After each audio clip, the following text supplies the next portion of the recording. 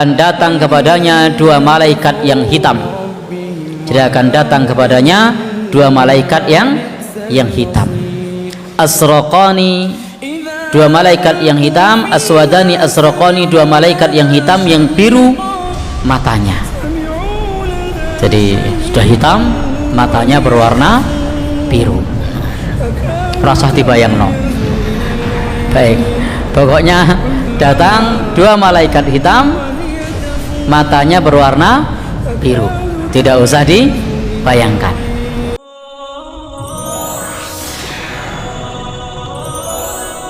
Tiga, di kesempatan ini kita lanjutkan taklim kita. Kita sampai pada bab wal imanu bi'adzabil qabri. Seperti biasa kita selang-seling, saat ini kita membahas akidah. Wal imanu bi'adzabil qabri, dan beriman adanya siksa kubur. Jadi kita beriman bahwa siksa kubur itu ada, dan siksa kubur itu adalah fase pertama akhirat. Maka faman naja minhu, barang siapa yang selamat dari azab kubur, fama ba'dahu aisar, maka sesudahnya akan lebih mudah. Tetapi barang siapa yang dia disiksa di alam kubur, maka fama ba'dahu asyad, maka sesudahnya akan lebih sulit. Maka jika pada saat di alam kubur itu mendapatkan siksa, maka selepasnya di neraka siksanya lebih berat.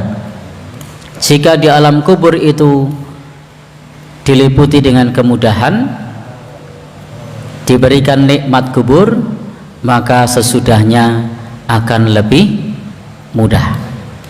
Maka fase alam kubur ini adalah fase awal. Kemudian penentuannya nanti kalau sudah di akhirat.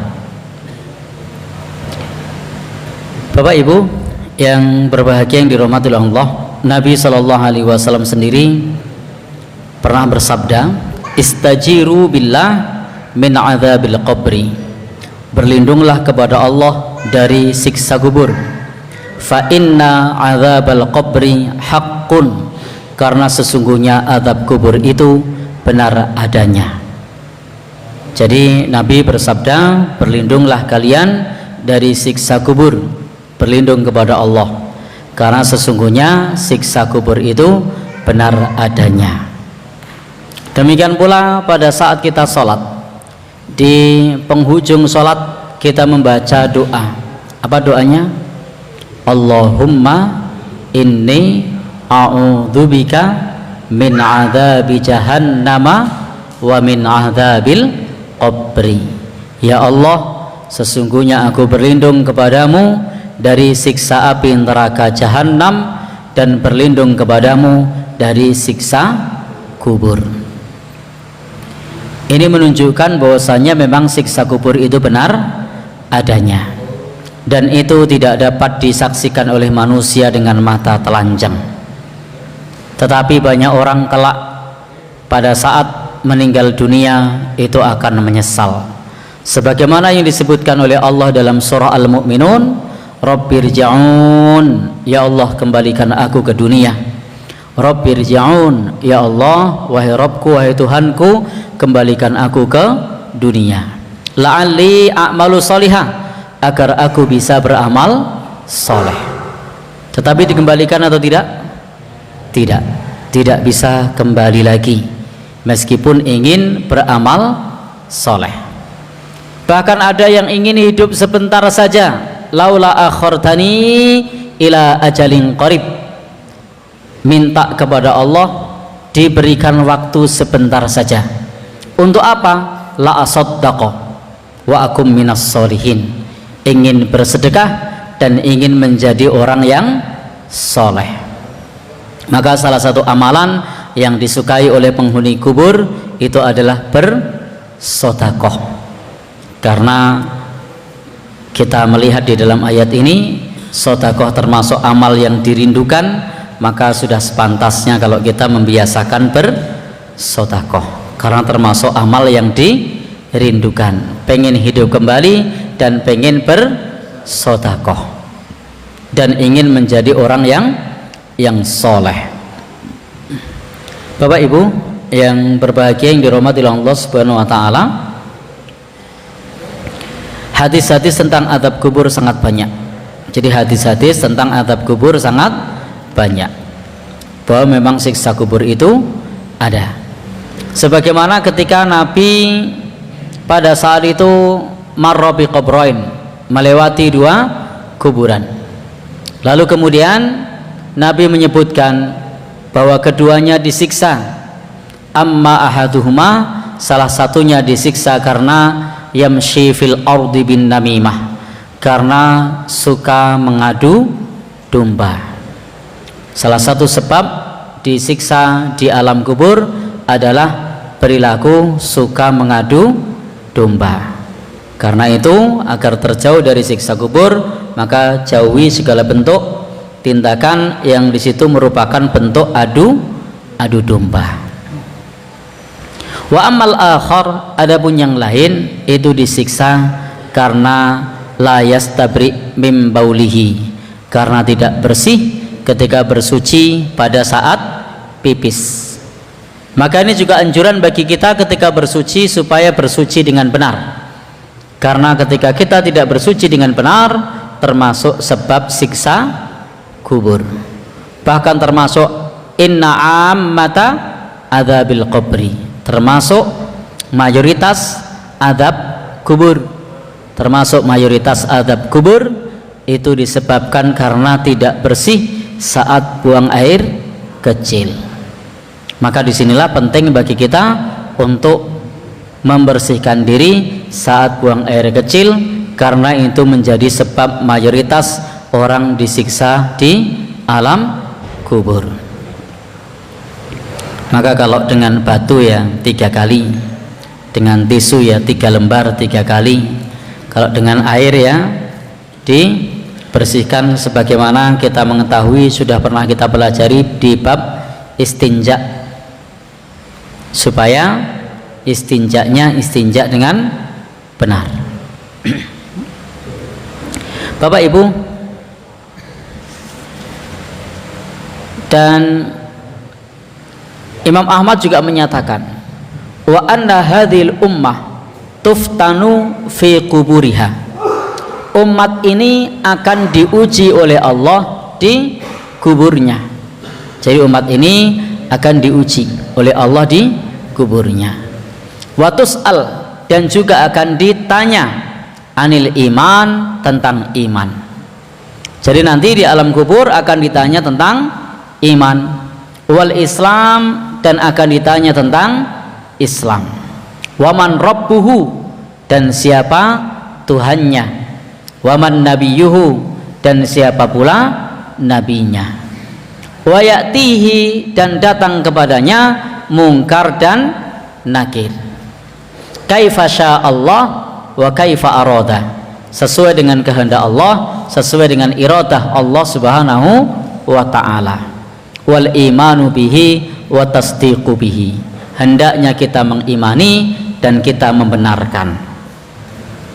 Jadi hendaknya kita mengimani dan kita membenarkan. Maka terkait bab masalah keimanan seperti ini, kita mengimani, membenarkan, tidak perlu diolah dengan logika, karena logika kita orangnya ndak. Andai ada orang meninggal dunia, kemudian di sana dipasang kamera CCTV, lalu kemudian diamati apa yang terjadi dari atas, atau diamati apa yang terjadi dari rumah dengan media komputer, maka tidak akan tampak padanya 2 malaikat yang datang. Kenapa? Karena ini wilayahnya adalah keimanan. Jadi kita mengimani datangnya 2 malaikat, yakni mungkar dan nakir. Baik dia dikubur atau tidak dikubur, baik matinya wajar ataupun tidak wajar, maka semua akan ditanya oleh malaikat mungkar dan nakir, kecuali orang-orang yang mati syahid. Maka orang-orang yang mati syahid salah satu fadilahnya adalah terbebas dari pertanyaan kubur. Maka beruntunglah orang-orang yang mati syahid, mereka terbebas dari pertanyaan kubur. Wa ya'tihi, dan datang kepadanya mungkar dan nakir sebagaimana yang Allah kehendaki sesuai dengan iradahnya, dan kita wajib mengimaninya dan membenarkannya. Di dalam hadis muttafaq alaih juga disebutkan, annahu uhiya ilayya annakum tuftanuna fil kubur. Nabi bersabda, sesungguhnya telah diwahyukan kepadaku bahwa kalian akan diuji di alam kubur. Jadi manusia akan diuji di alam kubur. Maka disinilah pentingnya bagi kita ketika kita datang melayat atau takziah, itu mengantarkan sampai di pemakaman. Salah satunya apa? Salah satunya untuk menguatkan. Jadi salah satunya untuk menguatkan. Maka salah satu doa yang masyru' yang disyariatkan adalah Allahumma gfir lahu, Allahumma thabbithu. Itu dibaca selepas memakamkan. Jadi selepas memakamkan berdoa minimal Allahumma gfir lahu, Allahumma thabbithu. Ya Allah ampuni dia, ya Allah teguhkan dia. Ini doa yang bisa dibaca. Dan dianjurkan pula bagi kita yang datang takziah atau mengantarkan jenazah itu untuk berdiam sejenak. Sebab apa? Annal mayyita yasta'nis bil hadirina inda qabrihi, karena mayit itu merasa nyaman dengan orang-orang yang hadir yang berada di kuburnya. Maka di antara bentuk kenyamanan mayit di alam kuburnya adalah ketika orang-orang masih berdiam sejenak selepas pemakaman, minimal lamanya seperti mendoakan Allahumma gfir lahu, Allahumma thabbithu. Lalu lamanya berapa lama? Lamanya adalah selama unta disembelih dan dagingnya dibagikan. Pirang jam pirang menit aku ora ngerti. Tapi intinya dalam hadis disebutkan bahwa seperti ketika kita menyembelih unta lalu dagingnya dibagikan, lamanya seperti itu. Kalau secepat-cepatnya mengucap Allahumma gfir lahu, Allahumma thabbithu, lama-lamanya seperti unta yang disembelih kemudian dagingnya dibagikan. Pirang jam wi? Ada yang tahu? Ya? Ya, enggak tahu saya. Intinya zaman itu belum ada jam, dan sahabat menjelaskan kepada kita bahwa lamanya sekira unta disembelih dan dagingnya dibagikan. Dan ini juga salah satu wasiat dari seorang sahabat Rasulullah sallallahu alaihi wasallam. Jadi ada sahabat Rasulullah sallallahu alaihi wasallam yang dia berwasiat. Dia berwasiat, berpesan kepada anak cucunya. Apa pesannya? Kalau nanti meninggal dunia, maka hendaknya diam sejenak untuk berada haula qabri, berada di samping kuburku, kata sahabat Amr ibn Al-As. Jadi untuk berada di samping kuburnya. Untuk apa? Untuk apa namanya? Berdiam sejenak. Jadi sebagaimana di sini Amr ibn Al-As menjelaskan, ketika nanti meninggal dunia supaya orang-orang berada di sampingnya untuk selama kurang lebih unta disembelih dan dagingnya dibagikan, sampai kemudian aku merasa nyaman dengan kehadiran kalian. Maka disinilah kita melihat bagaimana sahabat Rasulullah sallallahu alaihi wasallam menginginkan orang-orang yang mengantar jenazah itu untuk diam sejenak berada di kuburan tersebut untuk meneguhkan. Baik Bapak dan Saudara yang berbahagia, yang dirahmati oleh Allah Subhanahu wa taala, dan orang-orang yang sudah dikuburkan tadi, ini baik dia dikuburkan atau tidak dikuburkan, jenazahnya utuh atau hancur, itu semua akan mengalami peristiwa ini. Atahu malakani aswadani, akan datang kepadanya dua malaikat yang hitam. Jadi akan datang kepadanya dua malaikat yang hitam. Asraqani, dua malaikat yang hitam. Aswadani asraqani, dua malaikat yang hitam yang biru matanya. Jadi sudah hitam, matanya berwarna biru. Rasa dibayangno.